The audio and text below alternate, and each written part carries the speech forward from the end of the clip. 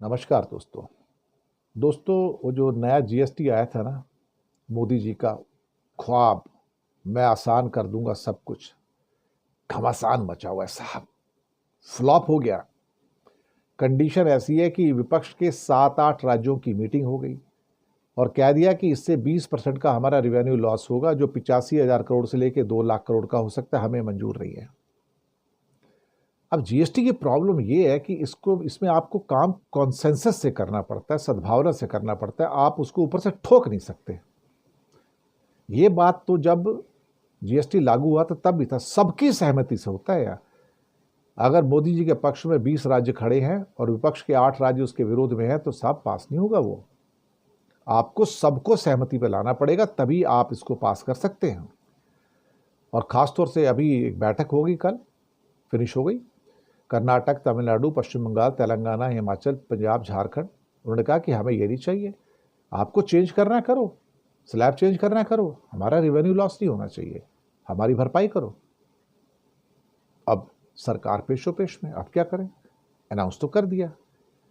अच्छा, अंदर से डरे हुए बीजेपी के राज्य हैं, वो भी नहीं चाहते कि उनका रेवेन्यू 1 पैसे का लॉस हो। लेकिन मुसीबत यह कि मोदी के सामने बोले कौन उठ के? क्या भजनलाल शर्मा या विष्णु सहाय या मोहन यादव, इनमें इतनी हिम्मत है कि उठ के बोलेंगे कि हमें नुकसान हो रहा है? कोई नहीं बोलेगा साहब, सब चुप रहेंगे एकदम से। लेकिन अंदर से उनको पता है कि हाँ, हो सकता है कोई मीटिंग में एक आधा उठ के बोले, सर हमारा भी रेवेन्यू नुकसान हो रहा है, तो आप उसको देखिए, मतलब हम क्या कर सकते हैं।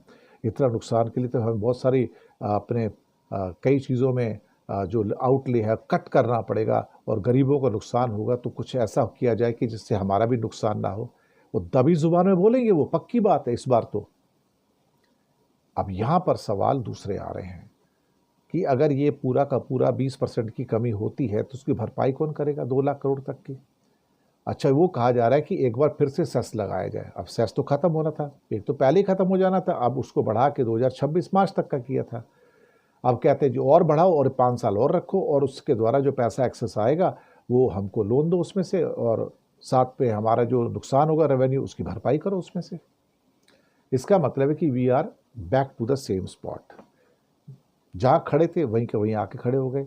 और वो सारी स्कीम जो है, यानी कि अगर रेवेन्यू लॉस नहीं चाहिए, और सच्ची बात तो ये कि जो बीजेपी के सारे राज्य हैं एनडीए के, वो भी चाहते हैं रेवेन्यू लॉस नहीं, हमें रेवेन्यू लॉस चाहिए नहीं। वो कहते हैं, ओपनली बोलते हैं, हमें रेवेन्यू लॉस नहीं चाहिए, आपको जो चेंज करना है करो, हमें पैसा आना चाहिए, नहीं तो हम राज्य कैसे चलाएंगे।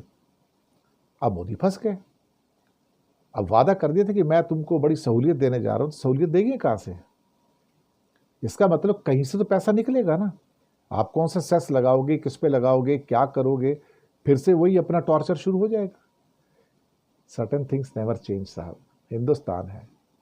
जीएसटी में मोदी का पांव फंस गया है, अब वो कुछ नहीं कर सकते। अनाउंसमेंट कर दिया है, अब उसको कॉम्पनसेट तो करना पड़ेगा। वो राज्य मानेंगे नहीं, वो राज्य मानेंगे नहीं तो आप लागू नहीं कर सकते। तो सेम सिस्टम जो चला आ रहा है वही चलता रहेगा। छोटा मोटा आगे पीछे टिंकरिंग होगी, और फिर ये कहा जाएगा सहमति नहीं बन पा रही है, तो हम सहमति जब बनेगी तब हम बताएंगे, तब तक यही चलेगा। That is the bitter truth sir, that is the bitter truth. क्योंकि बिना सहमति के आप लागू तो नहीं करेंगे, और फिर सेस आपको फिर से लाना पड़ेगा, और सेस लाना पड़ेगा तो इसका मतलब फिर से वही पुरानी परिपाटी सेम। पहले भी 2 लाख करोड़ आता था, अब भी 2 लाख करोड़ आएगा, तो जनता को क्या फायदा उसमें? तो बाबा जी का ठुल्लू। शुक्रिया आपका।